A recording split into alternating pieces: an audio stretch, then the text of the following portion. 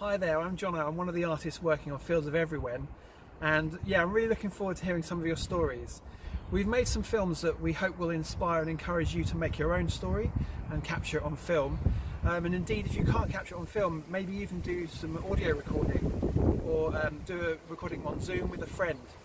So there's various ways that we can do this, and on one of our other videos we've demonstrated how you can just pop your phone up somewhere and maybe have some words to prompt your ideas, your thoughts for the particular story you want to share. And for this video I wanted to give you ideas for how you might want to provoke memory and remember important things that happened to you.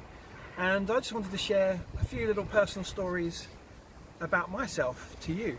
So the first thing, as we've also mentioned in other videos, is think about your setting, where you're filming. In this case we've chosen a canal, and for me that was quite an important memory. I remember walking with my mum. The stories I want to share about my mum. I remember I used to walk from Godalming to Guildford with her along the towpaths of the canal, and for years we used to do that when I was a child, and I never knew, but it's because we didn't really have the money to get the bus fare. We always thought it was just so we had some nice exercise and saw some nice parts of the landscape, but actually that's what was really going on. And it was quite weird because at the same time my dad ran a coach company, so if I'd ever thought that I couldn't have got a coach to go from the bus to go from one place to another, I actually often got trips with my dad where I was the only child on the coach, and he would drive me to school even and drop me off for day trips literally on my own.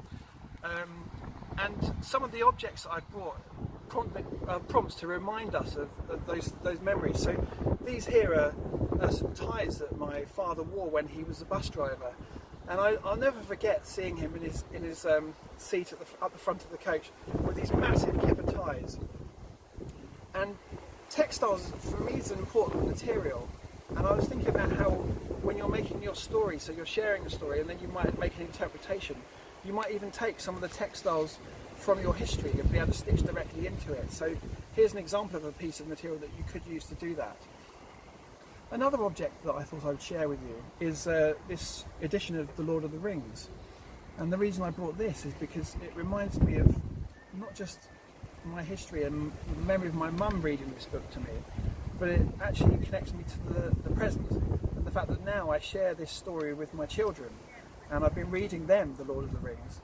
And in doing that, it's been interesting because, again, it connects me with what's actually going on right now with the epidemic, with the pandemic, and with how often we feel like we're in dark places, and there's parts of the story where that's happened. And I remember as a child remembering the difficult times and seeing the hope that happened in the stories, and I'm now sharing that with my children in this present moment.